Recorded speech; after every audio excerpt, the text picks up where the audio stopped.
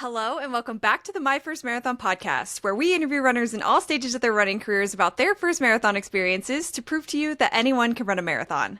My name is Taylor, and on today's episode, this runner started with half-mile runs in Philly that led all the way to the finish line of her first marathon, despite some serious self-doubt. We talk about what it's like to build a running habit from scratch, training through injury, and going through eating disorder recovery while pushing your body and mind to new limits. She opens up about how the Philly Marathon running community played a massive role in her journey and why voice memos from friends and family saved her on race day, and also how marathon training helped her fall in love with running and herself again. This one's honest, emotional, and a great reminder that your first marathon is rarely perfect, but it's always powerful. Without further ado, let's jump right in. Please welcome Rachel.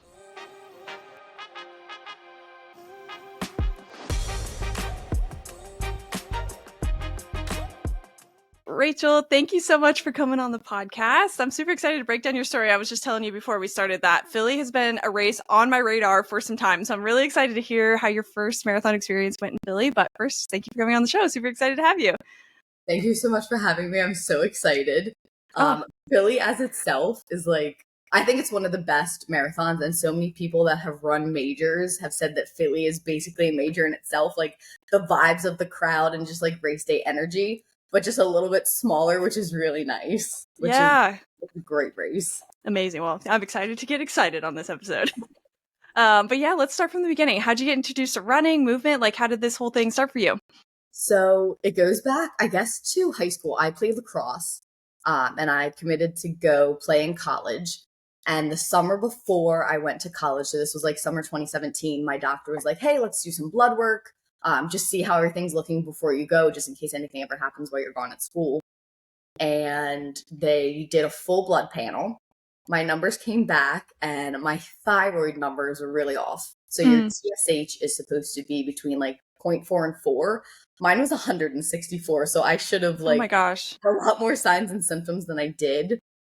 They put me on medication, and unfortunately, the thing that was supposed to help me also made me gain probably upwards of like 60 to 70 pounds. Oh my gosh, So, yeah.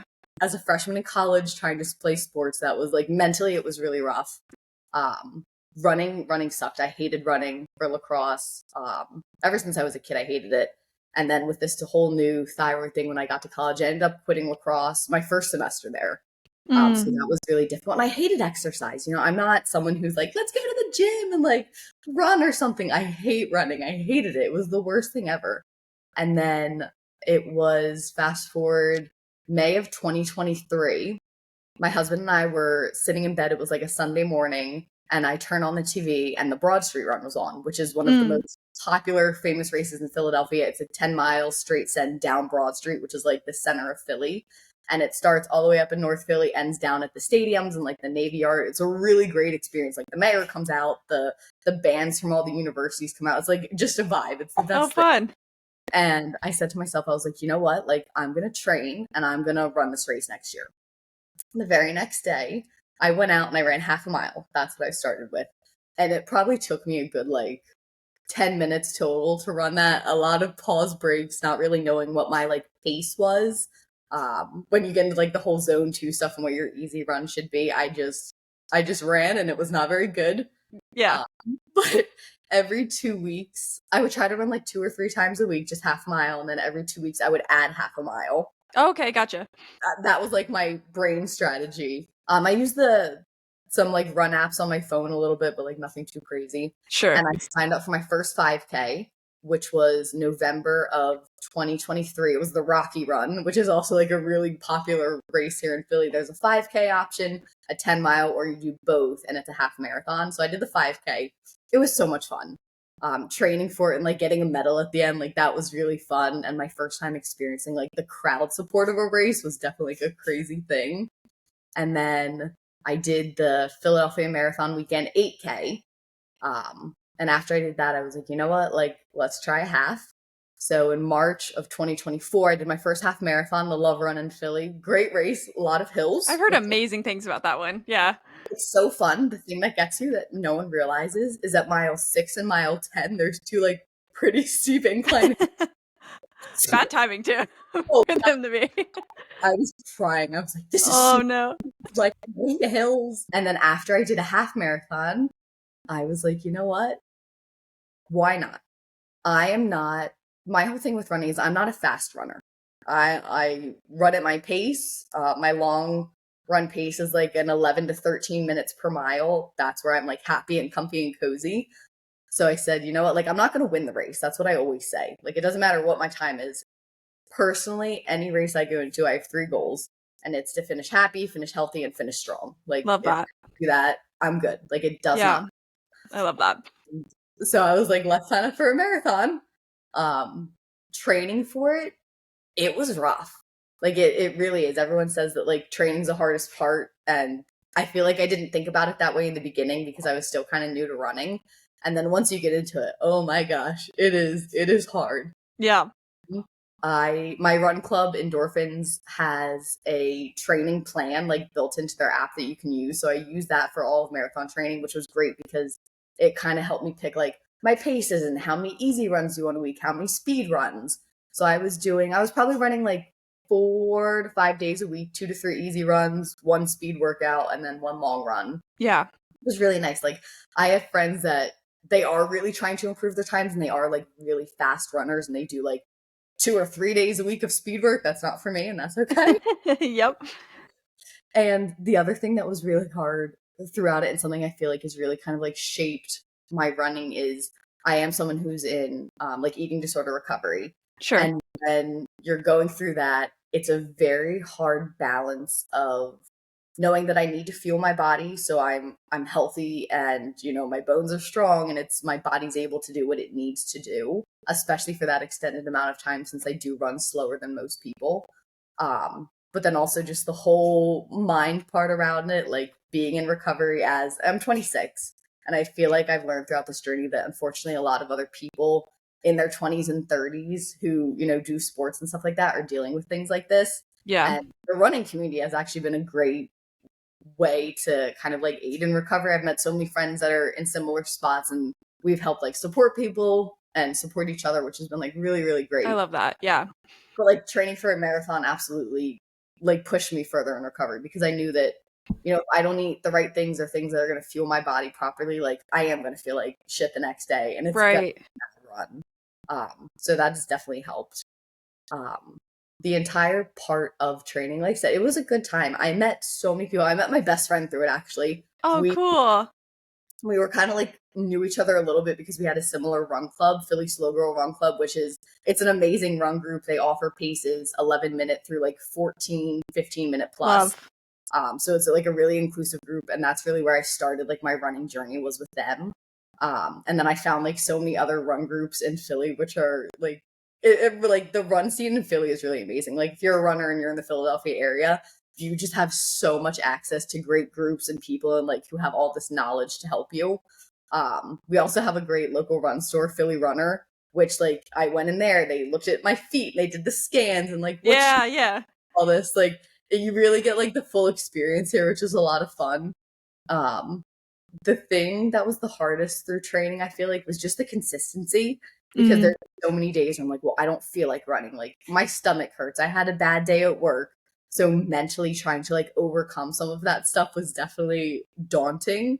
I think it made me like a stronger person overall, but like looking back on it now that I'm training for my second marathon, it's definitely funny just to see how like things have kind of changed along the way with that. Totally. Yeah, your first marathon, I always say it's like there's a whole lot of trial and error, and it's like I heard somebody recently on a recent episode, I don't think it's come out, but she described it perfectly. She's like I'm gonna butcher it, but she's like your first marathon you learn, your second you run, your third you race. And I do think it does take like a few experiences to really until you feel like you have it under your belt. And I'm about to run marathon number 4, and I know a lot more, but I still don't know. Like I'm scratching the surface of what I could know when it comes to marathon running. So you always learn after you run because now you know what to expect. Exactly. Yes. Going into it, I was blind. Yes. You're so naive in the beginning.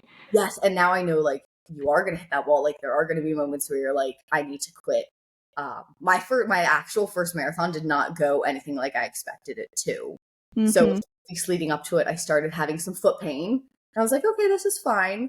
Luckily, I was still on my parents' insurance, so I went to everything. Just racking up the bill. The reason I also decided to do a marathon then is the marathon was the end of November. And my birthday is not till the end of December. So I had 1 month left on my parents' health insurance. Like, we gotta get this done. Just that I knew if something happened, like an ambulance bill's covered, like everything Right. good Oh before my gosh, it's so funny. pocket. But I went to a local orthopedist, and they did some X-rays. Everything looked fine structurally, which was a really good sign. But also kind of frustrating because then what it was is, okay, now you have plantar fasciitis. Mm, In my mind, I almost wanted it to be something else that could be like fixed with a surgery, or just like snap my fingers and sure. better, versus something you have to like maintain and work. Which And I know maybe sounds take some time off. That's one of those injuries where unfortunately they sometimes tell you to take time off, and that really sucks, especially when you're in a marathon block. yes. And it was probably like 2 months before the race that it happened. So I was like, okay, I started doing a lot of like stretching and strength training. And that was the other issue with my first marathon is I really don't like strength training. I know I need it, but it's Yeah. not something I enjoy like I know other people do. So I didn't really start strength training until maybe like 2 months before the marathon, and it was like one day a week. It was very inconsistent. I know it didn't actually do anything for me. The other really cool thing about racing Philly Marathon weekend is I was selected as an ambassador for the race. Oh, cool. It was so fun. I had a great time. I met so many people, and it really made the whole overall experience a lot cooler, I guess. Yeah, because you're like part of the team. Like Got yeah. to see behind the scene things. I got to meet the pro athletes that were running, which was So cool. honestly the most like amazing things ever. It was Lauren Fleischman, Jared Ward, Alfie Tillamook. Just getting to like see them, and I got to like ask them questions at the expo.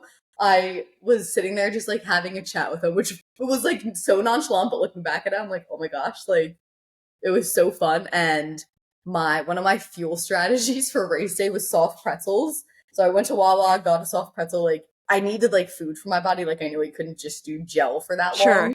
Yeah. And I like pre-portioned half my soft pretzel out into a bag, and I had them all sign to mile 20. I got handed a bag that had all of these pro athlete signatures on it. Oh my gosh, that's so funny.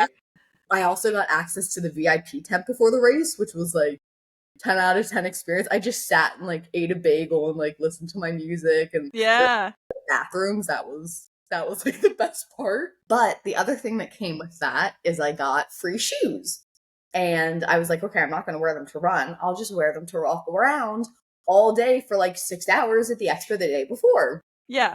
Choice I could have ever made. My husband picked me up from the expo, and I remember getting in the car, and as soon as I stopped walking, like my body took a break. I instantly had this like shooting pain through my foot. No. I was like, oh my God, like I really just screwed myself over, because in my mind I wasn't running them. It was fine. Right. They were Right. confused, like it wasn't anything crazy. Um, and it hurt so bad. And I remember laying on the couch that night before the marathon crying, like hysterically Oh, crying. Like, I can't do this. Like I'm going to hurt. Like I was so scared that I was going to actually injure myself during the race. Like someone was going to pop or pull or strain. sure.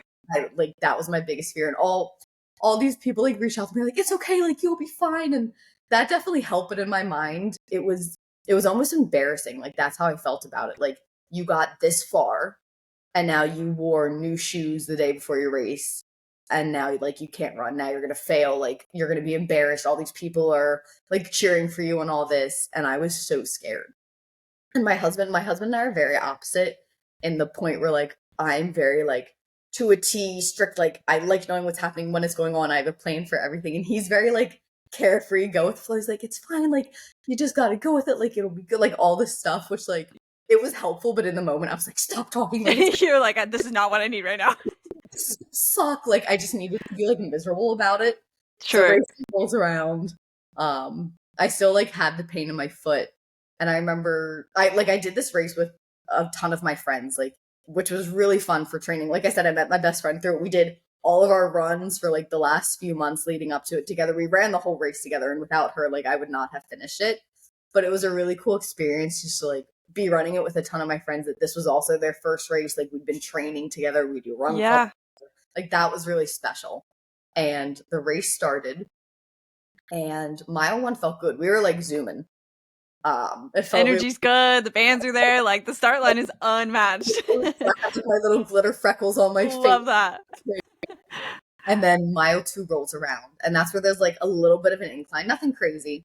but you're running like down Market Street, which is a ton of crowd support. And I think the crowd support really helped get out of my head of like, okay, this hurts.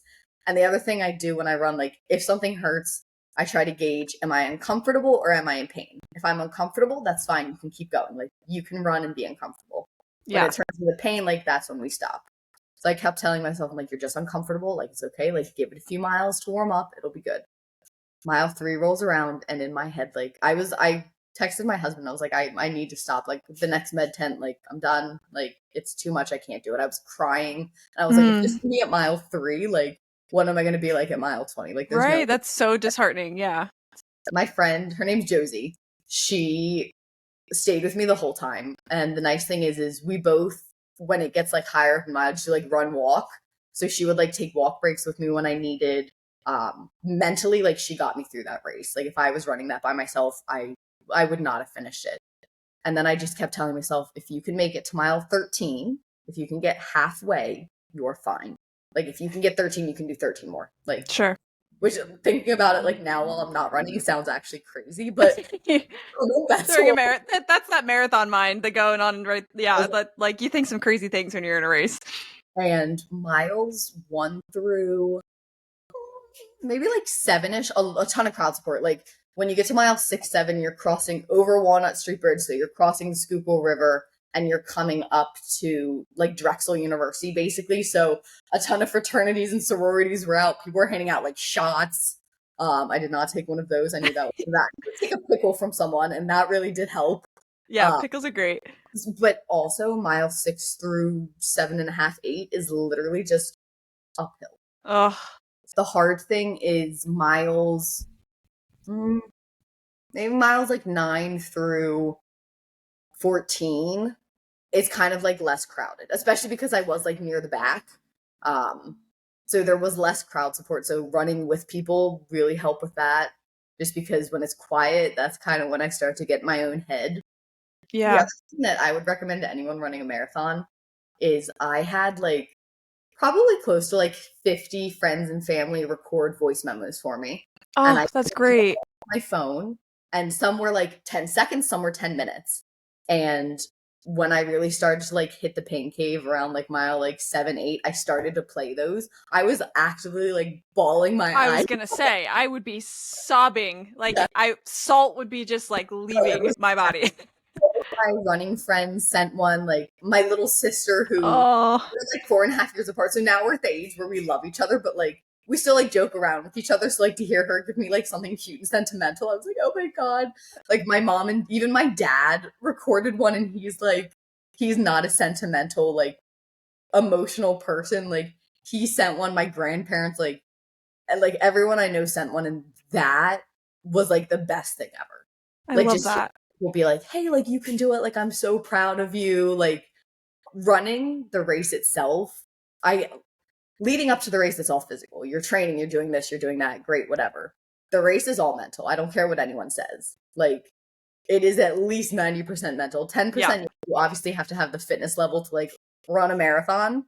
But mentally, like if you're checked out mentally, your race is over before you even start. Yeah. And I like wholeheartedly believe that like you need a good attitude going into it no matter what's happening, or just something to like turn your attitude around when you do get to that dark spot. Because I'd say, and like tell me if this is your experience too, but during a marathon, I feel like most people will at least experience one instance of saying like, I need to stop, like I'm done. 100%. That's the wall that everybody's talking about usually. It's like, and it's so funny because it can happen so late into the race where you're like 3 miles from the finish line, 6 miles, like you're in the span of 26 miles, you're almost done. And that's usually when you hit the wall and you start to like lie to yourself about these things. Like I'm injured, things hurt, I should pull out, like this sucks, you know? So yeah, definitely. And you can hit it like multiple times throughout the race. Totally. Either like totally. Yeah. Hitting you in the face. The one thing I had to look forward to, miles 13, like I said, that was kind of dead. And then you get back onto Kelly Drive, so a good amount of people there. The one thing I was really looking forward to was mile 20. That's where my run club was. Nice. And they had confetti cannons and my pickles and my pretzels and all my snacks for me and like a Powerade. So I was really excited to get to there. The hard thing about that is mile 20 is in Manayunk. So Manayunk's still technically Philadelphia, but it's kind of like the outskirts of Philadelphia. Sure. To get there, you go up and over this wonderful thing called Manayunk Hill. And when I say hill, I mean like hill. So running into Manayunk, it's like a little bit of a downhill, but after you hit mile 20, you are uphill for Whew. like, and at mile 20 was really rough. But like seeing my run club and all my friends and like getting that experience was so fun. It's still like my favorite pictures and videos from the race to this day. So that definitely helped. My friend there were so many people with like shots of alcohol at that point. And my friend was like, whatever, screw it. And like she took a shot and I was like, she finished the race without puking. I was like, that is the most impressive thing. Power to you. Like, you are my idol. Like that was right.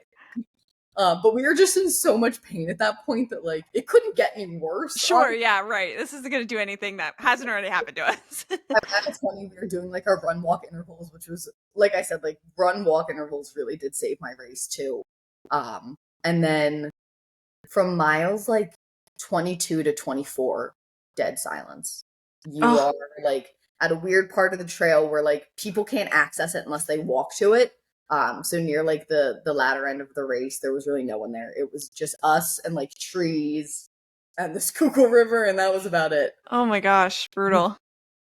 It was rough. And then when you get to mile 24, 25, that's where it's like roaring. Like you can hear it as you approach it because that's Boathouse Row, which is like super accessible to people watching the race.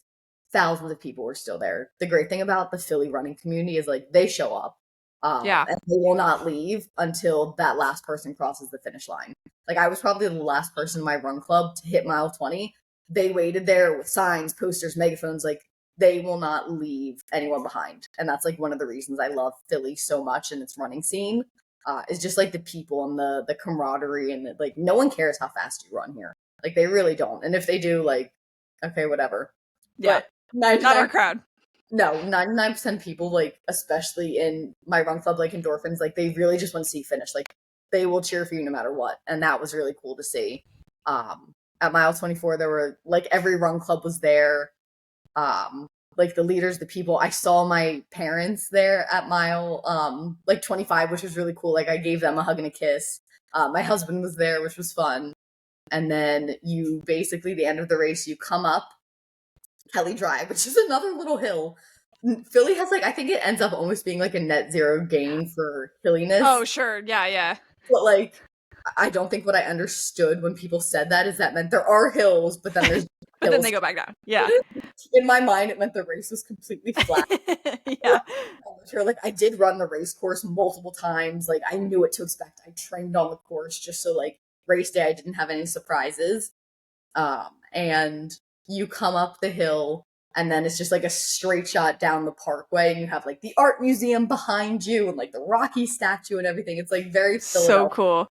Yeah. And I crossed the finish line and my friend Crystal, she was one of the people who like leads the ambassador program for Philly, gave me my medal, and her sister got a video, and it's one of my favorite videos to this date. I crossed the finish line and you can just hear me like hysterically bawling my eyes out crying. And she gives me a big hug and my body's just like shaking.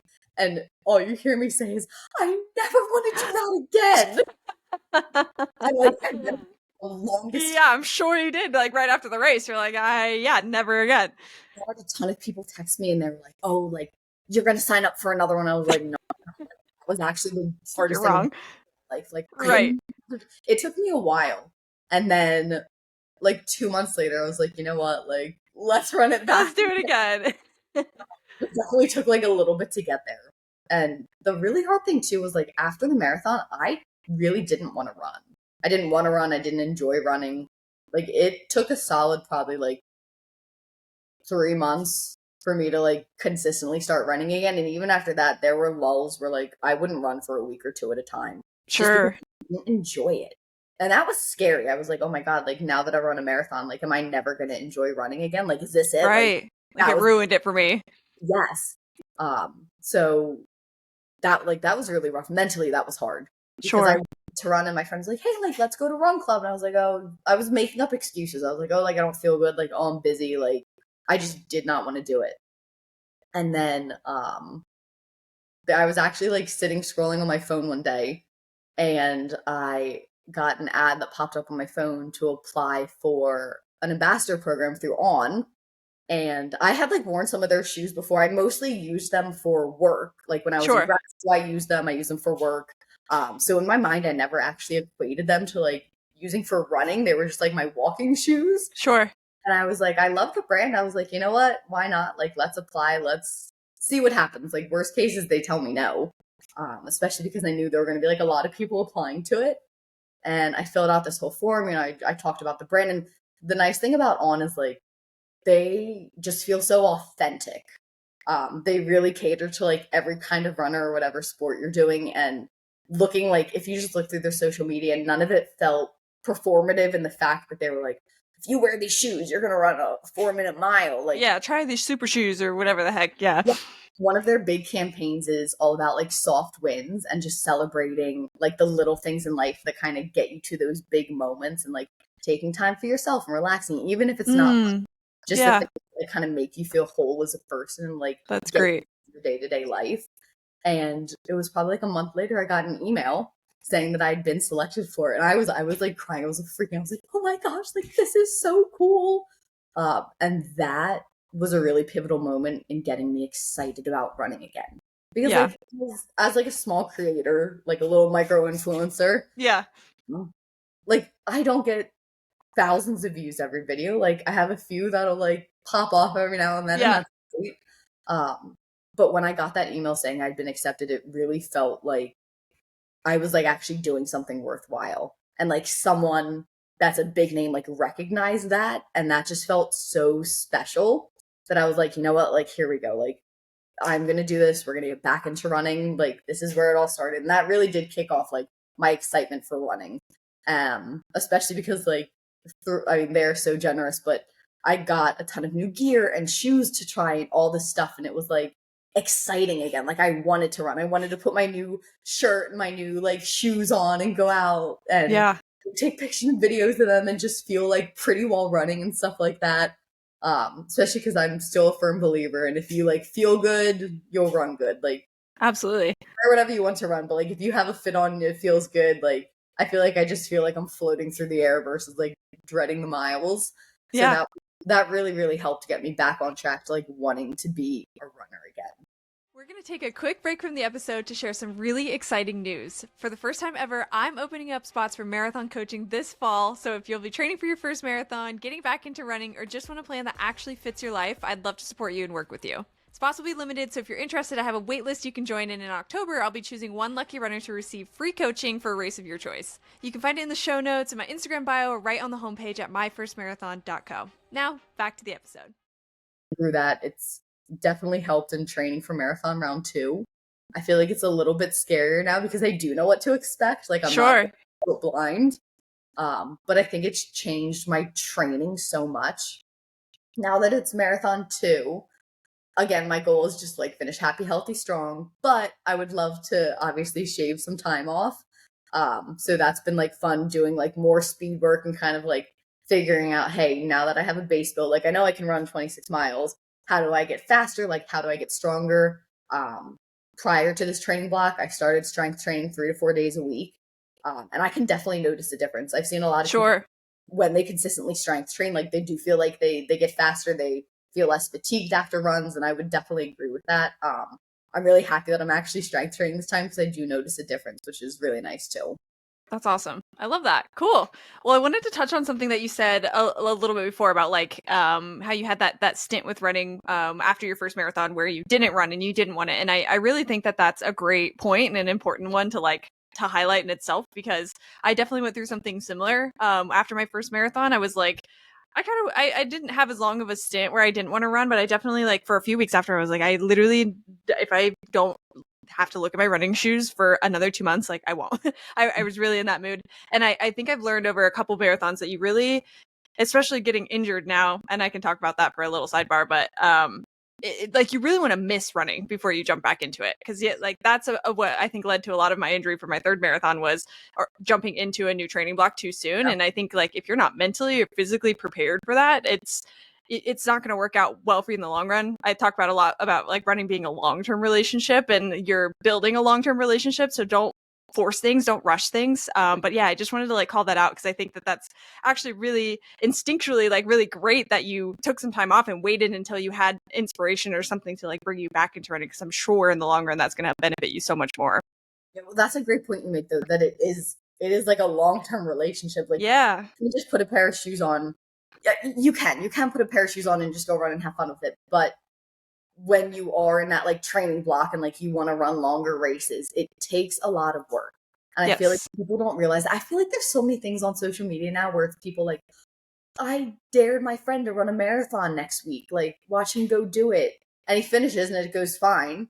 But then if you look at the comments, you have all these people saying, like, that's not how you should do it. That's not Yeah. healthy.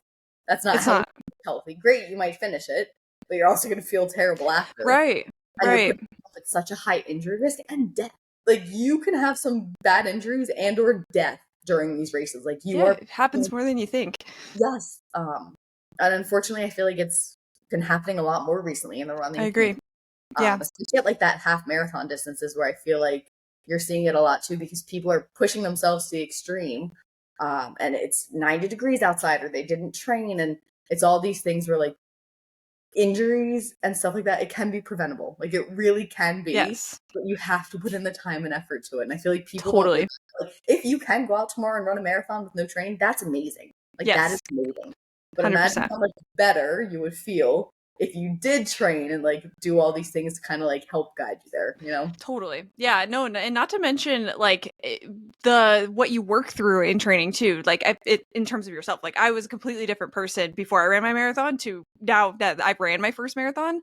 And I'm going to use my brother as an example. I don't think he listens to this podcast, but if he is, sorry. But my brother, you know, he's in his early 20s and he's had a couple of races that he really hasn't trained for. He's just gone out and ran them because he can, because he's a young boy that can. Yeah. And you know, I trying to describe to somebody who hasn't gone through the experience like what you actually go through when you run a marathon is really difficult. And the main point that I was like trying to get across to him, probably didn't do a great job, but like was trying to get across to him was you learn so much about yourself through training. And for me, the actual race, and for most people, the actual race is just a day. Yeah. The like growth and the things you learn about yourself, that's what happens in those 18 to 20 weeks. And that's what makes you feel like you come out the other side like feeling accomplished because you put in all that time. Yeah. And for you, I promise this is leading to a question, but for you, you know, you were talking about like how you were in eating disorder recovery and all of that when you were training for your first marathon, and how many adjustments that you had to make. And like, do you feel like if you rushed training, you wouldn't have had the same like experiences now that you're on the other side that you have now, if that makes sense? 100%. Like you said, training is like what gets you to the start line of that race. Yeah. I feel like I've seen a lot of things that say like your 16 to 20 weeks of training, like that's what gets you to the start line. What gets you to the finish line is like your mentality of it. And having that background of the 16 to 20 weeks of training and putting in this time and effort and like saying no to certain things because you had to get a run in, or you knew it wouldn't be beneficial for your next run. It really does change you. Like, it mentally, it makes you a completely different person. And during the race, like when you hit those hard moments, I feel like a lot of times you kind of do jump back to your training. You think about like, remember that hard speed workout I did? Like, I didn't want to do it. I did it. Remember that run I did? And you kind of fall back on your training to get you across that finish line. Totally. Because that's what got you there in the first place. And you don't want to make all of that like not matter anymore. Like, you want to get the final product out of it. And like you said, the actual race, it's just a day. Yeah. Like, really the 99% of running a marathon is that training and like building up to race day. And race day is just like a celebration of all the work that you put into it and like finally getting to see it come to fruition. Totally. No, I love that. Yeah, I think that that's a great like side story to your own story is like take your time through marathon training, really embrace the experience. Like, we didn't really dig too much into like the specific points in your training, but I'm sure you were in the same camp of you hit a milestone every single weekend. It's exciting. Like, don't sell yourself short by rushing through training and like not embracing those moments, because those moments are very cool and you're never going to get that back after your first marathon. Like, once you run your first marathon, you're not going to have those milestones anymore. So like really embrace it. Take your time. No, and the only person you're hurting by like cutting out things and, you know, cutting corners and skipping things and not doing things the way that your coach or you know, people are recommending to you that know what they're doing, you're just hurting yourself. Like, Totally. you really are. And it's frustrating. Like, it's hard to schedule 20 weeks out. Like, my husband and I are trying to plan a vacation right now. I have a trip coming up later this month, and I'm trying to figure out like, okay, like I have this long of a long run that weekend. Like, Yeah. what day can I squeeze? Like, it sucks. It is difficult. It's like a full-time job on top of your full-time job. Yeah. But in the end, like, it's just so worth it. And you realize that, like, by actually sticking to it and like going through the way that it was meant to be done, you just get so much out of it. Totally. Yeah. What are some of those things that you felt like you learned about yourself from your first marathon experience? Oh my God. I feel like there's so many. First off, I crossing that finish line, like I really have never felt prouder of myself. That was the proudest moment of my life. And I really think it will be for quite some time. Just because like I wanted to quit so often. There were so many moments I wanted to stop and I wanted to be done. And if I can make it through that, having like excruciating foot pain and not being able to like breathe or take a rest and just pushing through, like I know I can do anything at that point. Like Yeah. nothing will ever be as hard as that. And I feel like that's like kind of helps me get through like the everyday when I'm having a bad day. I'm like, well, at least it's not as bad as that was. Yeah, but it makes everything feel so small. I totally agree. no, and that's how I feel like going into marathon too is my first marathon experience was not like I thought it was going to be. It was hard. At the end, it was great. I loved it. But the actual marathon experience was the hardest thing I'd ever done in my life. And I'm like, fingers crossed, knock on wood when I say this. But number 2 should hopefully be a little bit like easier in terms of like hopefully no injuries. And, you know, I kind of know what I'm getting myself into. And Yeah. the other thing too, like I said earlier, is I live in Philadelphia, so I can run the course whenever I want. Like I know what to expect. I know where I'm going to need to walk and where the breaks are and where the bathrooms are and everything like that. So it definitely helps going into it, having a little more knowledge about the day too. Yeah, 100%. What are some of those things that you feel like you're going to change from how you trained for your first marathon to now that you're training for your second marathon, or have already changed? Because we didn't say this, or maybe we did, but you're in the middle of your second marathon block right now. So yeah, what are some things that are changing for you? Definitely the strength training. That's the first thing. Like I said, my first marathon, I really didn't strength train. Sure. I knew I should have, but I didn't. And I do regret that because I think it would have made a big difference. Now I'm consistently strength training 3 to 4 days a week. I'm also doing a lot of cross training. I just did my first triathlon. It was just a sprint triathlon, but I did that last month. That's great though. Congrats. Yeah. That was rough. I've gotten like swimming and biking, so I'm really trying to incorporate at least 1 to 2 days a week of cross training too, just to like keep my fitness level up, but do it as like less impact on my body, if that makes sense. Mm-hmm. And also my fueling. I feel like I got pretty good with my fueling strategy for the first marathon. I love the Science and Sport gels. That's just like what works for my body. It doesn't upset my stomach. And then things like soft pretzels and pickles and like kind of mixing in normal food along with the gels really helps my stomach.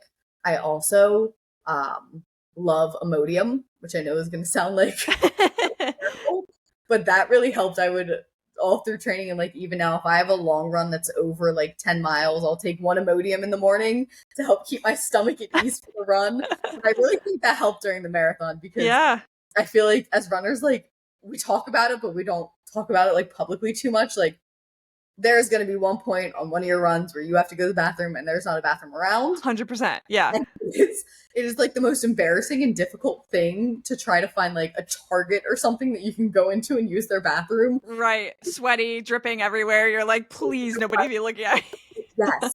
Finding fuel that didn't upset my stomach was like a major win too. So I'm definitely like sticking with that same regimen throughout and like when I'm taking them and everything. Yeah.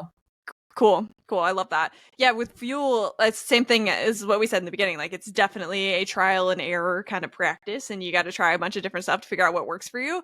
What was that process like for you? Because I do get a lot of questions about that, about like, how do you train your stomach? How do you figure out what's best for you? Like, what was all that like for you?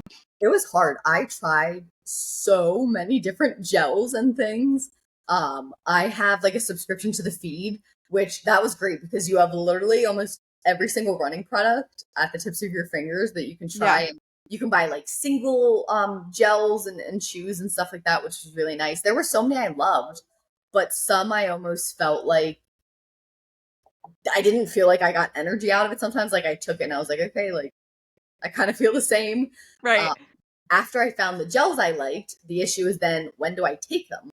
So I was doing a ton of research. Like some people took them every 20 minutes, some people every hour, figuring out like how many carbs your body needs. It's so hard.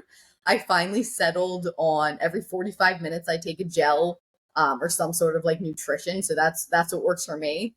what I did for the marathon, which was kind of fun, I might do it this year, is I actually had a Sour Patch Kid for every mile. So every time I finished a mile, I would like reward myself with Oh, a I little, love that. It's like a sticker chart. like something to kind of keep my brain preoccupied, but also Yeah. a little sweet treat along the way that like Yeah, yeah.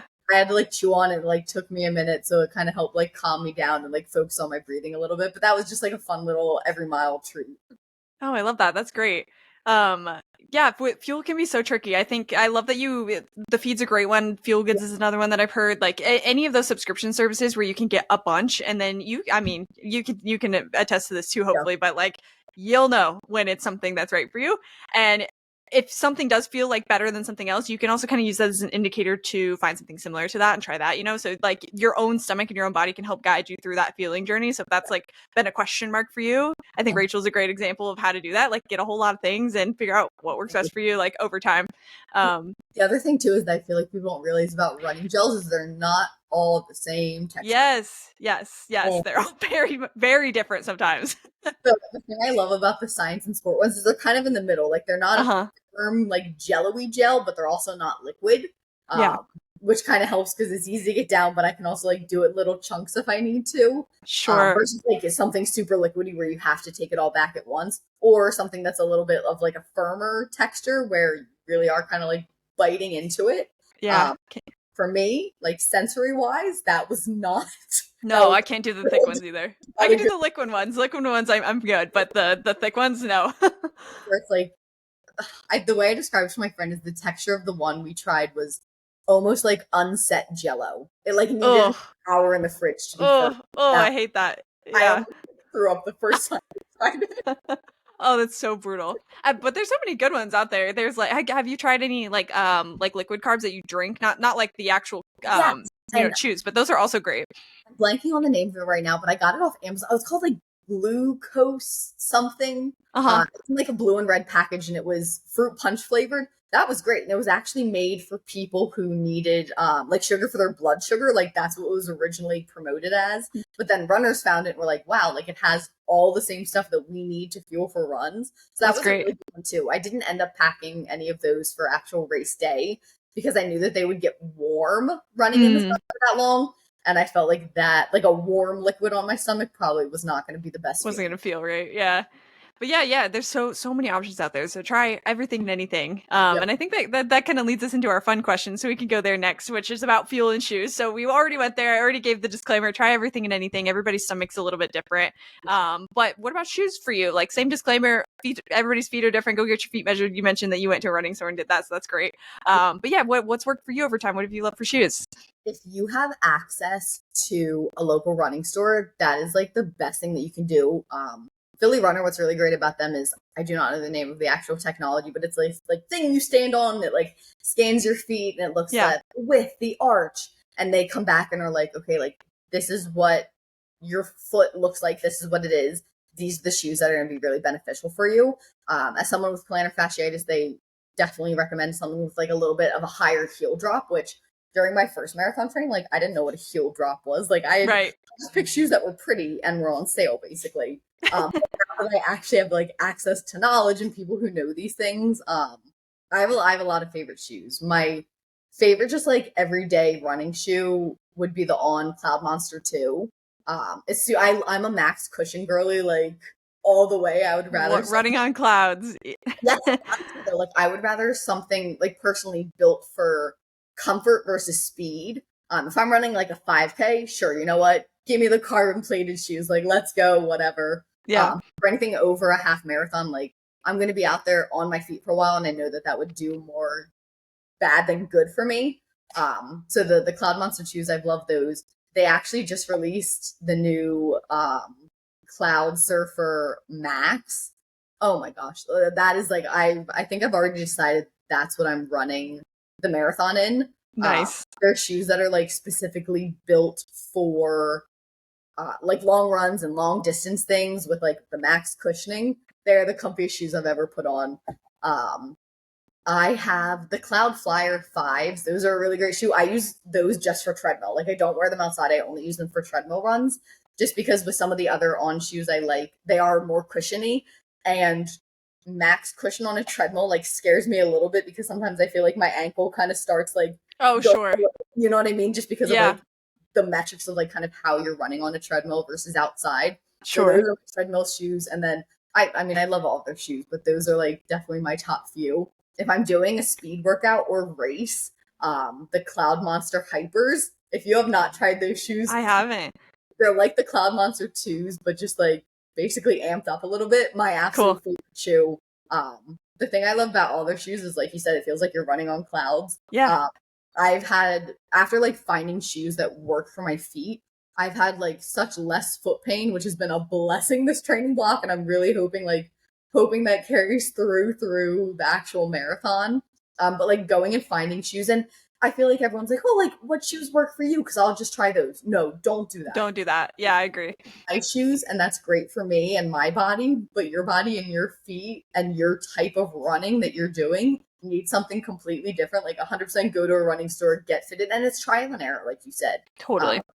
Luckily, Philly Runner will let you return your shoes like up to a certain point. So I tried a pair of shoes there when I first started running, and I thought I liked them. I took them out. They weren't really my favorite. I got to return them, try something else. Like Yeah. it really is. It's frustrating. It is one of the most frustrating parts is like finding your shoes and what Yeah. works for you. But once you have it, you're good. And You're you can good. Exactly. Yep, totally. Yeah, and shoe demos is something I recommend a lot too. Like if your local run club or your local running store has a shoe demo, it basically all that means is like it'll be like Run Club, a 2 mile run or something. You get to try out some shoes that are there. If you ever have that opportunity, like that's been great for me personally. I love going to shoe demos and just testing stuff out. And you also will try shoes that you never would have even thought to try on in the store. So definitely recommend something like that too. Yeah. Cool.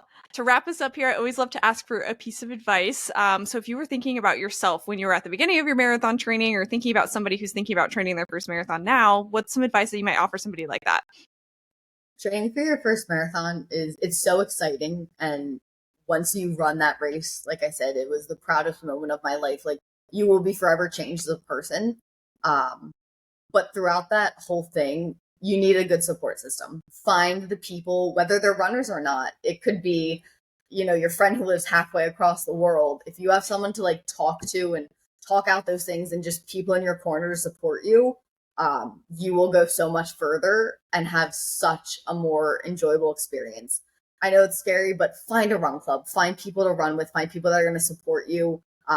Like I said earlier, if my friend didn't run with me, I would not have finished that race. If I didn't see my run clubs throughout and have them cheering and their support and them saying, you know what, you got this, you can do it. If I didn't have those voice memos, I really don't think I would have finished that race. Like find people who are going to support you and be there for you, even if they can't be physically there. Like I said with the voice memos, knowing that people are cheering you on is like that will get you to the finish line.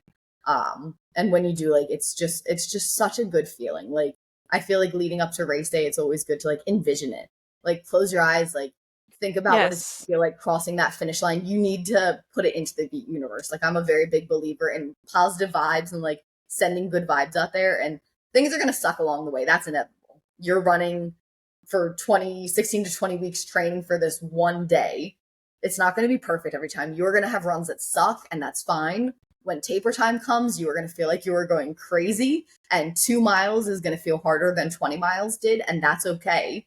But you need to have that positive outlook and know that you put in the time, you put in the training. Now it's time to celebrate it with a race. Like, have those people have those positive thoughts, and you will be fine. Yeah, no, I love that. You will be fine is like the ultimate marathon motto. Like just keep trusting your training, keep taking it week by week. Like it will all work out in the end for sure. If you put in the work across that training block, you have nothing to worry about. That's great. Cool. I love it. Well, like normal, we're going to keep the cameras rolling for a couple of extra minutes just to like dive into some more topics, talk a little bit more informally about some things. But for you, I know you're training for Philly right now. You want to talk a little bit about like when Philly is, how training's going for you right now, like what's coming up next for you?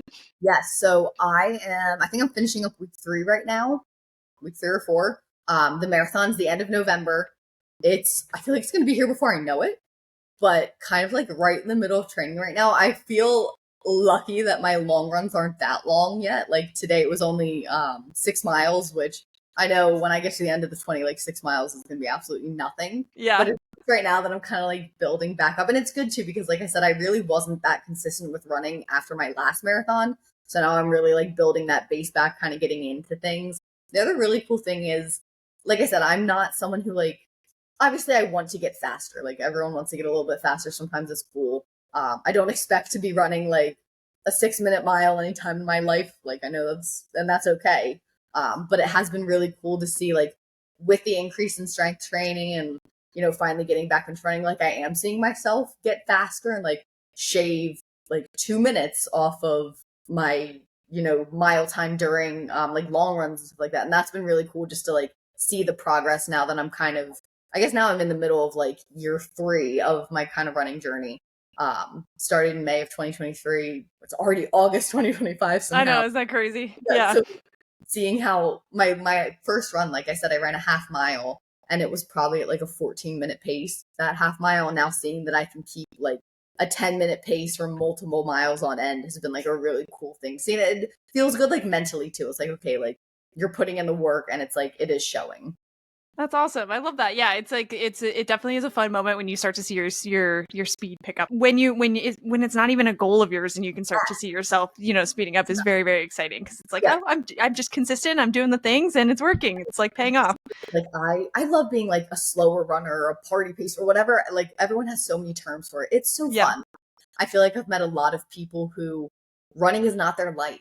And like that's what I like about like running is not my life. Like I have a job. I work in healthcare. Like I do things all day long that aren't running related. And then this is like the one thing where it is all about me and it is like fun and I get to like hang out with my friends. And so it's been a really cool thing to like see the balance of life. Like I'm not a professional runner. I will never be a professional runner, but like I can still run and race and have fun even if I'm not at the front of the pack.